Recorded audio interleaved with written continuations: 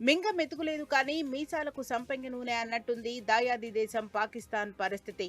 దేశాన్ని నడిపేందుకు ప్రపంచ దేశాల వద్ద అప్పులు చేస్తున్న పాక్ ప్రధాని త్వరలోనే కశ్మీర్ తమదవుతుందని జోక్యం చెప్పారు. పాక్ ఆక్రమిత కశ్మీర్ అసెంబ్లీలో మాట్లాడిన ఆయన పాక్ జాతిపిత జిన్నా కశ్మీర్ను దేశ జీవనాడిలో పోల్చారని వెల్లడించారు. ఒమన్ వేదికగా అమెరికా, ఇరాన్ ప్రతినిధులు భేటీ అయ్యారు. అణు కార్యక్రమాలతో పాటు పలు కీలక అంశాలపై ఈ భేటీలో చర్చిస్తున్నారు. ఈ చర్చల్లో ఇరు దేశాలు తీసుకునే నిర్ణయాలపై సర్వత్రా ఆసక్తి నెలకొన్న వేళ ఇరాన్పై బెదిరింపులకు దిగారు ట్రంప్. చర్చలు విఫలమైతే ఇరాన్పై బలప్రయోగానికి వెనకాడబోమని హెచ్చరించారు.